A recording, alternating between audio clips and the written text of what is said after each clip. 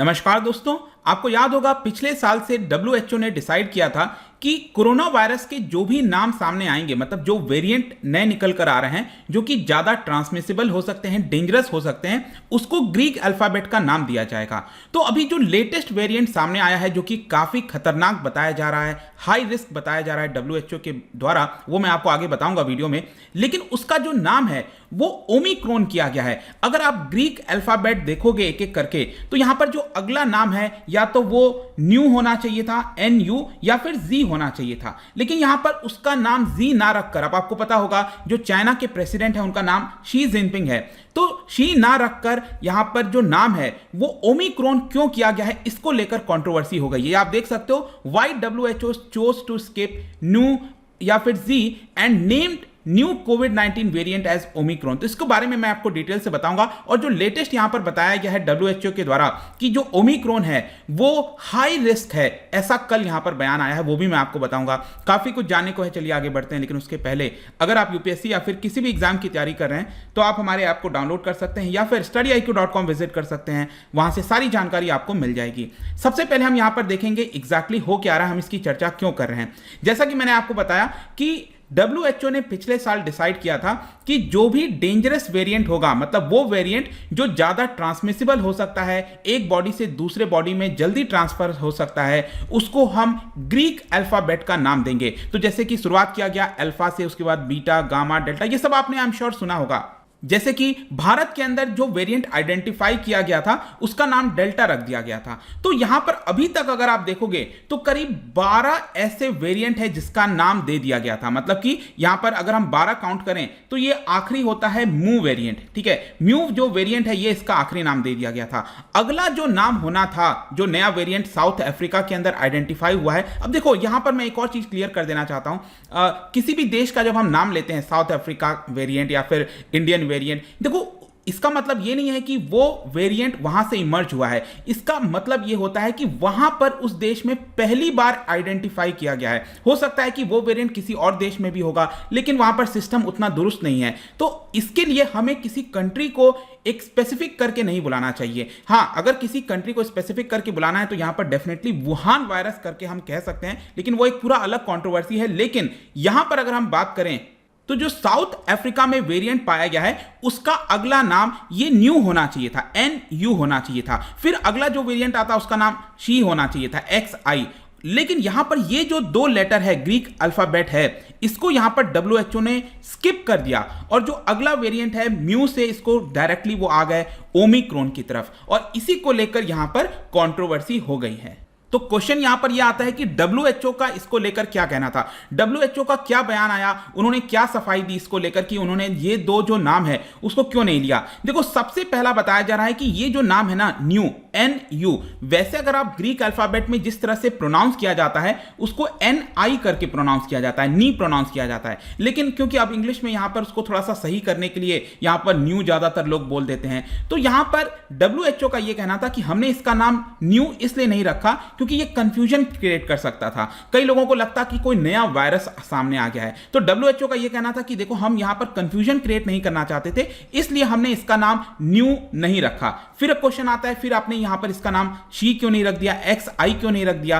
तो WHO का इसको लेकर कहना है कि देखिए ये जो नाम है ना शी, ये काफी ज्यादा प्रेवलेंट है चाइना के अंदर। चाइना के अंदर बहुत से लोगों का जो सरनेम है वो सी से स्टार्ट होता है, जैसे कि इवन जो चाइनीज प्रेसिडेंट हैं शी जिनपिंग, उनका भी नाम यहीं से स्टार्ट होता है। तो WHO ये कहना था कि यहां पर जो बेस्ट प्रैक्टिसेस अपनाई जाती है हमारे द्वारा 2015 से, हम यहां पर अवॉइड करते हैं किसी प्रकार का कल्चरल बैकलैश ना हो, सोशल यहां पर ऑफेंस ना हो जाए, social, national, regional, professional, ethnic group, ये सारी चीजों को ध्यान रखते हुए ही हम यहां पर कोई डिसीजन लेते हैं। तो इसी की वजह से WHO का कहना था हमने ये जो नया वेरिएंट है जो कि साउथ अफ्रीका के अंदर पहली बार आइडेंटिफाई हुआ है, ये दोनों नाम हमने यहां पर नहीं रखे और इसलिए डायरेक्टली इसका नाम ओमिक्रॉन कर दिया गया है। लेकिन यहां पर बहुत सारे दूसरे एक्सपर्ट्स हैं, जैसे कि हार्वर्ड मेडिकल स्कूल के अंदर जो प्रोफेसर हैं, एपिडेमियोलॉजिस्ट हैं, उनका कहना था कि WHO ने कहीं ना कहीं जानबूझकर ये नाम शायद नहीं रखा क्योंकि इसका डायरेक्ट नाम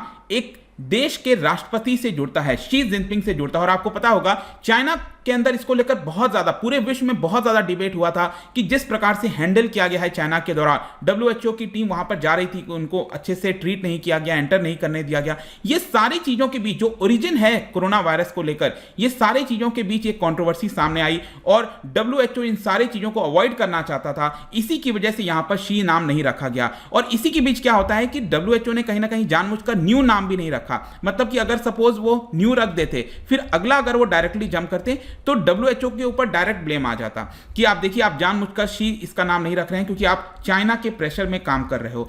तो इसीलिए कहीं ना कहीं चाइना ने यहां पर दोनों नाम यहां पर स्किप कर दिए ताकि दिखा सके कि देखो हमने न्यू नाम भी नहीं रखा है और इसीलिए हमने शी नाम भी नहीं रखा है।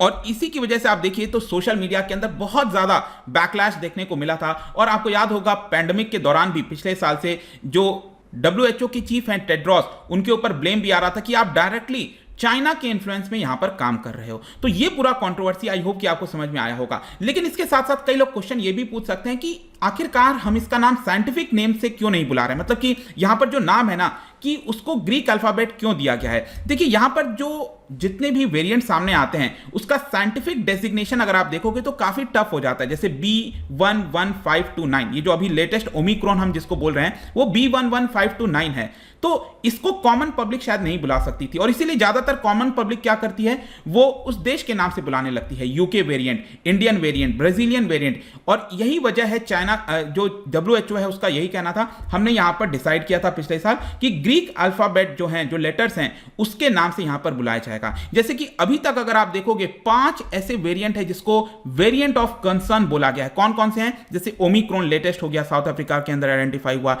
डेल्टा आपको याद होगा भारत में इमर्ज हुआ था, भारत में आइडेंटिफाई हुआ था पिछले साल। गामा वाला हो गया, ब्राजील में आइडेंटिफाई हुआ था, बीटा, अल्फा। ये 5 ऐसे वेरिएंट है जिसको वेरिएंट ऑफ कंसर्न बोला जाता है। और सबसे ज्यादा इस समय प्रिवलेंट अगर आप देखोगे तो वो डेल्टा है इस समय। लेकिन मैं आपको बता दूं कल ही डब्ल्यूएचओ का ये बयान आया है कि ओमिक्रॉन ये सबसे ज्यादा रिस्की हो सकता है पूरे विश्व के लिए। क्यों?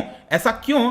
क्योंकि आप देख पाओगे यहां पर बोला जा रहा है कि डेल्टा, क्योंकि अभी तक सबसे ज्यादा प्रेवलेंट क्या है? डेल्टा है। डेल्टा से 30 गुना ज्यादा आपको स्पाइक म्यूटेशंस देखने को मिलेगा। मतलब वायरस के ऊपर जो स्पाइक्स होते हैं ना बने हुए, उसके अंदर 30 गुना ज्यादा 30 स्पाइक म्यूटेशंस ज्यादा देखने को मिल रहा है। और इसी की वजह से बताया जा रहा है कि ये जो वेरिएंट है वो हमारे बॉडी में तेजी से एंटर कर सकता है। मतलब अगर हमारे पास हमने अगर वैक्सीन लगवाई भी है तो क्या पता वैक्सीन वर्क करेगा कि नहीं करेगा, ये हमें अभी तक नहीं पता। लेकिन ये हमारे बॉडी में ज्यादा एंटर कर सकता है, इसीलिए हाई रिस्क कैटेगरी में इसको डाला गया है ओमिक्रॉन को।